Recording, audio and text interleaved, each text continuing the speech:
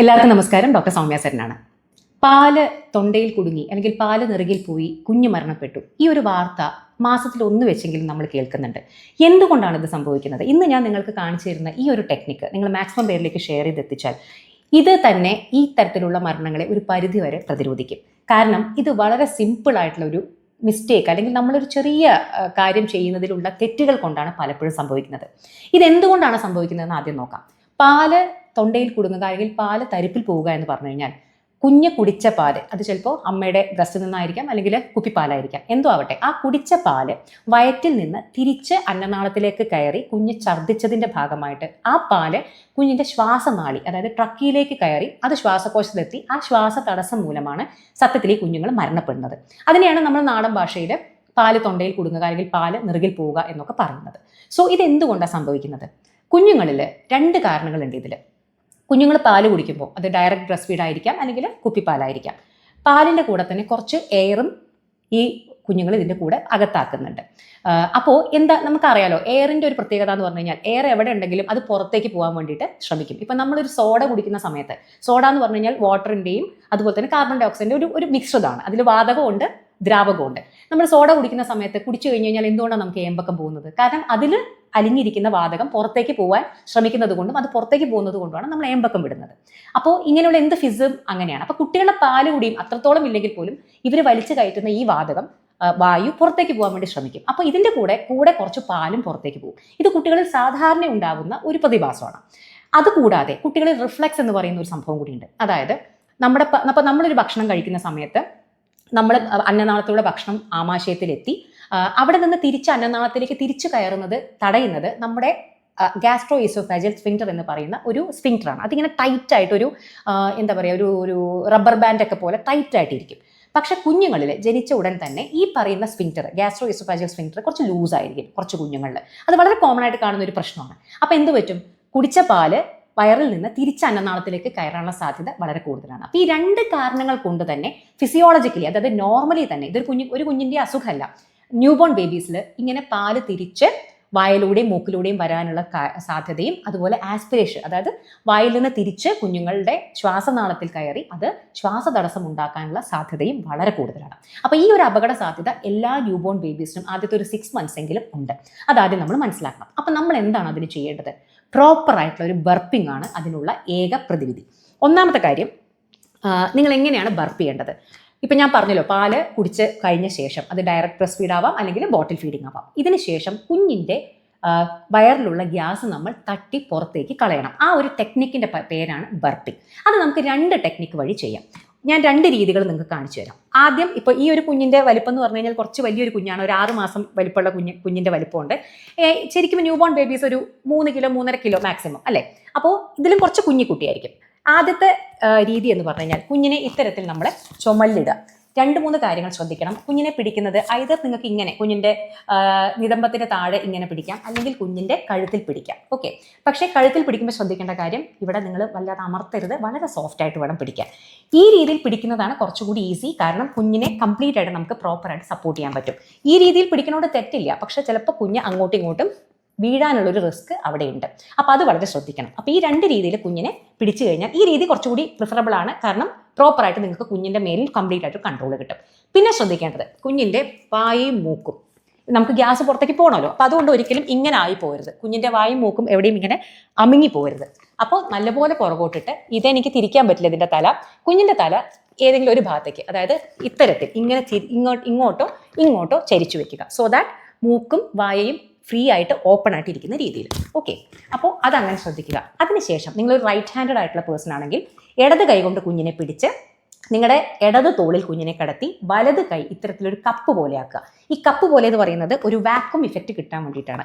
നിങ്ങളൊരു കപ്പ് പോലെ ആക്കിയിട്ട് ഒന്നിങ്ങനെ അടിച്ചു നോക്കിയേ, ഒരിക്കലും നിങ്ങൾക്ക് വേദനിക്കില്ല, എന്നാൽ ഒരു പ്രഷർ നിങ്ങൾക്ക് കൊടുക്കാനും സാധിക്കും. അപ്പോൾ ഒരു പ്രഷർ കൊടുത്താൽ മാത്രമേ ഈ വയറിൽ ഉള്ള ഗ്യാസ് പുറത്തേക്ക് പോവുകയുള്ളൂ. അപ്പോൾ അതുകൊണ്ട് വയറിന് മീതെ സാധാരണ നമ്മൾ ചെയ്യുന്ന തെറ്റെന്തൊക്കെയാണെന്നറിയോ? ഇങ്ങനെ ഉഴിഞ്ഞു കൊടുക്കുന്നതാണ്, അല്ലെങ്കിൽ ജസ്റ്റ് ഇങ്ങനെ പതുക്കെ പാക്ക് ചെയ്ത് കൊടുക്കുന്നതാണ്.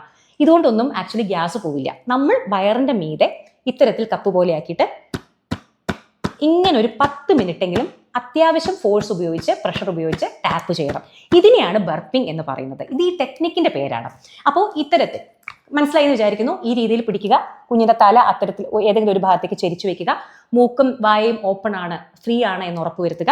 കുഞ്ഞിനെ ഇത്തരത്തിൽ ഇടത് കൈ കൊണ്ട് വൃത്തിയായിട്ട് സപ്പോർട്ട് ചെയ്യുക, നിങ്ങളുടെ വലത് കൈ ഫ്രീ ആണ്. ഇങ്ങനെ. പിന്നെ അത് മാത്രമല്ല, കുഞ്ഞിന്റെ വയറിന്റെ മുകളിലാണ് നമ്മൾ ടാപ്പ് ചെയ്യേണ്ടത്, നെഞ്ചിന്റെ മുകളിലല്ല. വയറ് നമ്മുടെ ചെസ്റ്റിന്റെ എഗെയിൻസ്റ്റ് ഹാർഡ് സർഫസ് എന്നാണ് പറയുന്നത്. അപ്പം നമ്മുടെ ചെസ്റ്റിന്റെ എഗെയിൻസ്റ്റ് ആണ് കുഞ്ഞിന്റെ വയറ് വരേണ്ടത്. എന്നിട്ട് ഇത്തരത്തിൽ 10 മിനിറ്റോളം കുഞ്ഞിനെ റെഡിയല്ലേ, കാണല്ലേ, ഈ രീതിയിൽ തട്ടി ഗ്യാസ് കളയണം. ഇനി രണ്ടാമത്തെ രീതി കൂടി ഞാൻ പറഞ്ഞുതരാം.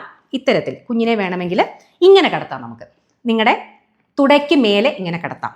അപ്പോഴും പ്രിൻസിപ്പിൾസ് ഒക്കെ സെയിം ആണ്. കുഞ്ഞിൻ്റെ വയറ് നിങ്ങളുടെ തുട, അതാണ് ഹാർഡ് സർഫസ്, എഗെയിൻസ്റ്റ് വരണം.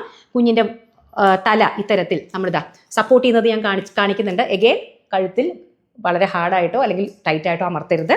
വളരെ ജെന്റിലായിട്ട് കുഞ്ഞിനെ പിടിക്കുക. ബട്ട് കുഞ്ഞിൻ്റെ തലയും ബോഡിയും കംപ്ലീറ്റ് സപ്പോർട്ടഡ് ആണ് എന്ന് ഉറപ്പുവരുത്തണം. കാരണം 4-5 മാസം വരെ അവർക്ക് ഹെഡ് കൺട്രോൾ ഇല്ല. സോ അതുകൊണ്ട് പ്രോപ്പർ സപ്പോർട്ട് നമ്മൾ കൊടുക്കണം. എഗെയിൻ കൈ കപ്പ് പോലെ ആക്കുക, വയറിന് മുകളിൽ ഇത്തരത്തിൽ ടാപ്പ് ചെയ്യുക. ഓക്കെ, അപ്പോൾ ഇതാണ് 2 മെത്തേഡ്. ഇതിൽ ഏത് മെത്തേഡ് വേണമെങ്കിലും നിങ്ങൾക്ക് ചെയ്യാം.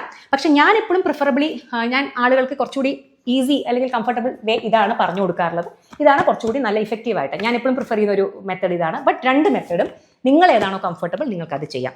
അപ്പോൾ ശ്രദ്ധിക്കേണ്ട കാര്യങ്ങൾ ക്ലിയർ ആയല്ലോ. പിന്നെ പലരും ചോദിക്കാറുള്ള ഒരു തെറ്റ് അല്ലെങ്കിൽ ചെയ്യാറുള്ള ഒരു തെറ്റ് എന്ന് പറഞ്ഞു കഴിഞ്ഞാൽ, നിങ്ങൾ ചിലപ്പോൾ കുഞ്ഞിനെ പാല് കൊടുത്ത് ഇങ്ങനെ കിടത്തുമ്പോൾ തന്നെ കുഞ്ഞ് ഏമ്പക്കം വിടും.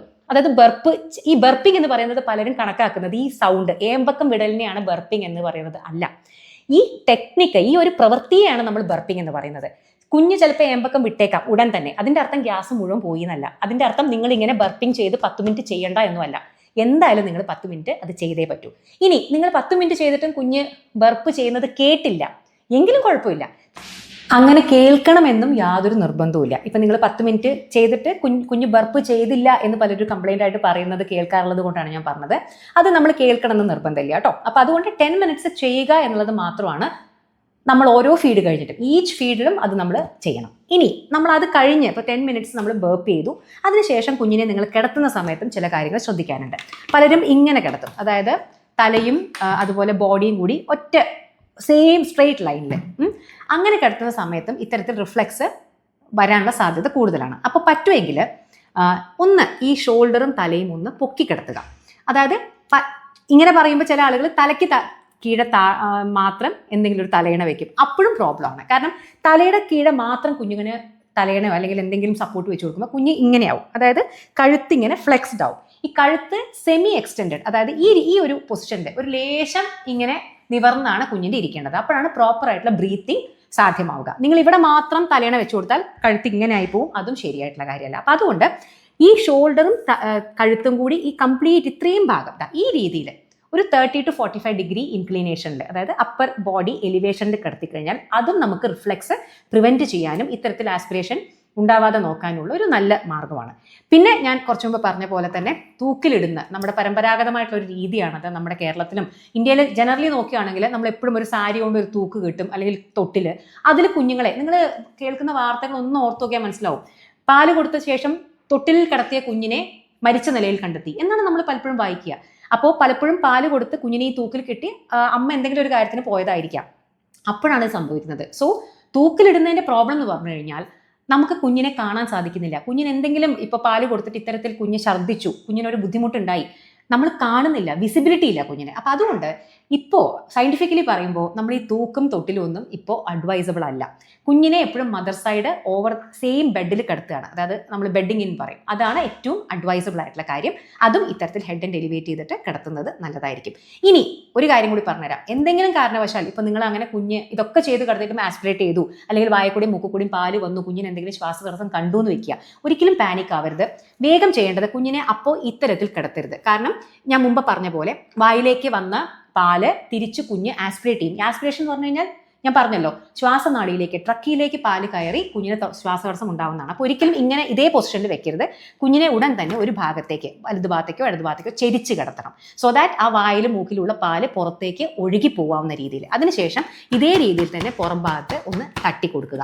നോക്കൂ, ഈ മൂക്കും വായയും ഇങ്ങനെ വായ വെച്ചിട്ട് വലിച്ചെടുക്കുക, ആ രീതികളൊന്നും ആക്ച്വലി ഒട്ടും തന്നെ അഡ്വൈസബിൾ ആയിട്ടുള്ള കാര്യങ്ങളല്ല. അത് ചിലപ്പോൾ ഗുണത്തെക്കാളേറെ ദോഷമാണ് ചെയ്യുക. സോ ചെരിച്ച് കിടത്തുക, പുറം ഭാഗത്ത് തട്ടിക്കൊടുക്കുക, കുഞ്ഞിൻ്റെ റെസ്പോൺസ് നോക്കുക. എന്തെങ്കിലും ബുദ്ധിമുട്ട് നിങ്ങൾക്കത് ശരിയായി തോന്നുന്നില്ല, കുഞ്ഞ് റെസ്പോണ്ട് ചെയ്യുന്നില്ല എന്നുണ്ടെങ്കിൽ എത്രയും വേഗം തന്നെ അടുത്ത ആശുപത്രിയിൽ മെഡിക്കൽ ഹെൽപ്പിനായിട്ട് എത്തിക്കുക. സോ ഇതാണ് നമ്മൾ പ്രോപ്പറായിട്ട് ഒരു കുഞ്ഞിന്, ഈ എല്ലാ നവജാത ശിശുക്കൾക്കും പാല് കൊടുത്തതിന് ശേഷം ചെയ്യേണ്ട ഒരു ബർപ്പിംഗ് രീതി. ഇത് പലപ്പോഴും ചെയ്യാതിരിക്കുന്നത് കൊണ്ടും ശരിയായ രീതിയിൽ ചെയ്യാത്തത് കൊണ്ടുമൊക്കെയാണ് ഒരു 99% കേസുകളിലും കുട്ടികൾ തരിപ്പിൽ അല്ലെങ്കിൽ തൊണ്ടയിൽ പാല് കുടുങ്ങി മരിച്ചു എന്നുള്ള വാർത്ത നമ്മൾ കേൾക്കുന്നത്. സോ ഇത് എല്ലാവർക്കും ഹെൽപ്ഫുൾ ആയി എന്ന് വിചാരിക്കുന്നു. മാക്സിമം പേരിലേക്ക് ഷെയർ ചെയ്ത് എത്തിക്കൂ. ബൈ.